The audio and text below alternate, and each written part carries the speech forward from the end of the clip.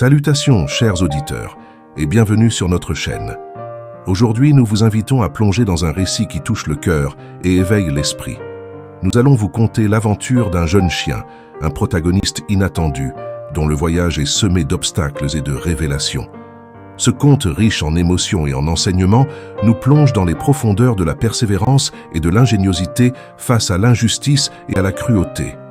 Ensemble, nous explorerons comment, même dans les moments les plus sombres, la lumière de l'espoir peut briller et comment la force de caractère peut transformer les épreuves en triomphe. Alors, installez-vous confortablement, cliquez sur le bouton s'abonner et activez la cloche des notifications pour ne rien manquer. Laissez-vous transporter par cette histoire inspirante qui, nous l'espérons, enrichira votre journée et votre vision du monde. Prêt pour l'aventure? C'est parti! Il était une fois dans un charmant village niché entre les collines, un chien espiègle qui se baladait librement, flairant chaque coin et recoin. Il se délectait de la fraîcheur de l'air, observait les papillons virevolter et écoutait le gazouillis des oiseaux perchés. Un jour, alors qu'il était absorbé par les merveilles autour de lui, il ne remarqua pas le trou béant sur la route et y tomba soudainement. Heureusement, le trou n'était pas profond et le chien n'était pas blessé. Toutefois, les bords étaient abrupts et glissants, rendant toute tentative d'escalade vaine. Fatigué et découragé, le chien se mit à japper, exprimant sa détresse face à cette fâcheuse situation. Au moment où il commençait à perdre espoir, une ombre apparut au-dessus de lui.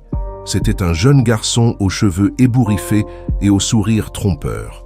Voyant le chien coincé, le garçon s'éclipsa pour, prétendument, chercher de l'aide. Mais en réalité, il revint avec ses amis pour se moquer du pauvre animal. Le chien avait naïvement cru que le sourire du garçon était signe de bienveillance, alors qu'il dissimulait une intention malicieuse. Le jeune garçon, célèbre pour ses farces dans le village, avait réuni ses acolytes pour se divertir aux dépens du chien.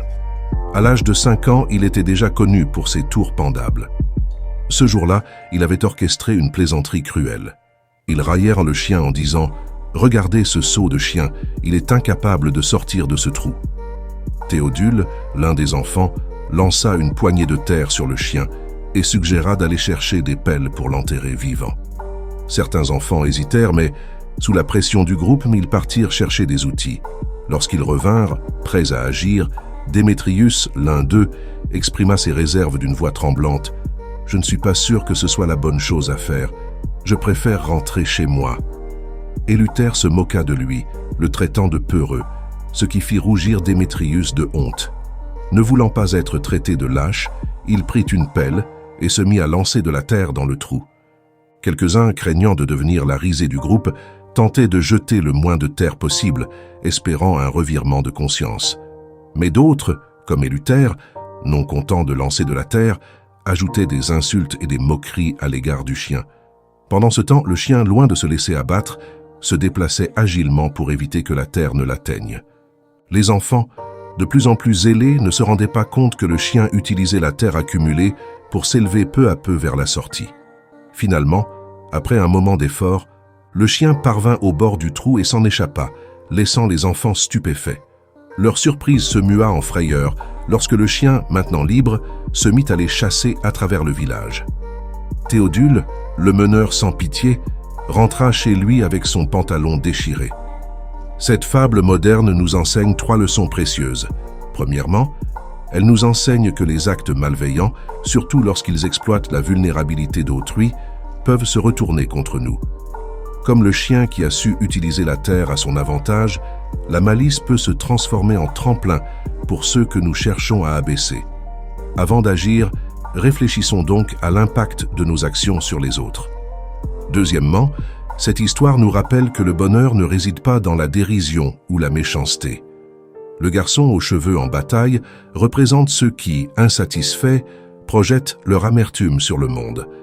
La prochaine fois que vous croiserez le chemin d'une telle personne, choisissez la compassion plutôt que le jugement. Troisièmement, à travers le personnage de Démétrius, nous apprenons l'importance de l'intégrité personnelle.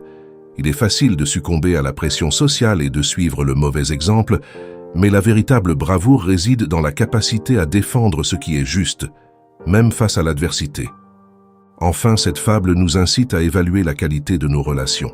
Les vrais amis sont ceux qui nous encouragent à être notre meilleur moi, et non ceux qui nous entraînent vers le bas. Nous espérons que ces réflexions vous accompagneront et vous guideront dans vos choix quotidiens.